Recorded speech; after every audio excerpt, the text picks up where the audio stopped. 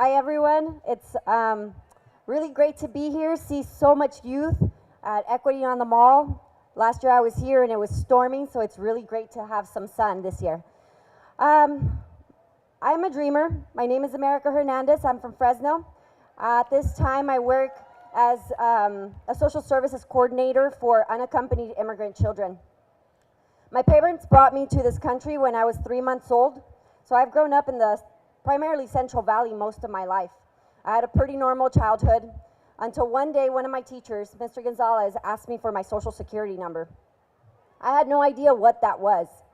So I went to my mom that night and I said, "Mom, my teacher said I need my social security number." I looked at her face and she had this look of sadness, and she told me, "Mija, you don't have a social security number because you're undocumented." I still didn't really know what that meant, but I remember feeling ashamed. I remember feeling like something was wrong. So I went back the next day and I told my teacher, and he gave me a look that just told me, "I'm sorry." So soon after I found out that without a social security number, I was not going to be able to drive, I was not going to be able to work, and most importantly, I was not going to be able to go to college. That was a real heartbreaking moment for me. So a couple years later, another teacher said, "America, where are you going to college?" Because of him, I was able to figure out that I could go to college for a couple of years without having to pay out-of-state tuition until I turned 18. So it pushed me to work harder. I graduated early at the age of 16 and went straight to Fresno State, took a bunch of units, and I graduated from Fresno State in 2.5 years. But the most important thing that I found out in college was that I had a voice and that I was not supposed to be ashamed of who I was, because I didn't do anything that I should be ashamed of. I was not a criminal.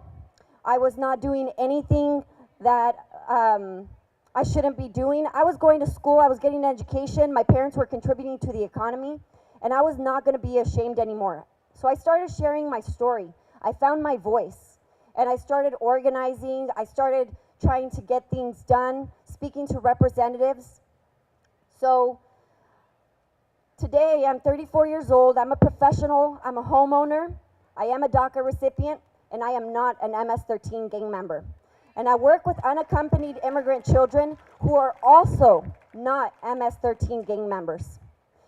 I want to challenge all of you guys today to come out of the shadows, if you're in the shadows like I was, and find your voices, find your stories, and let that motivate you to get involved. Go out this year, get people to vote, get people to do phone banks, and call all of your elected officials to make change. Before I leave today, I want to ask all of you guys to start right now. I want to ask all of you to grab your phones and get this number. Today is a very important day for Dreamers because there's a lot going on in the Senate trying to decide what our futures will be. So I need all of you guys to call this number and ask your representatives in Washington, D.C.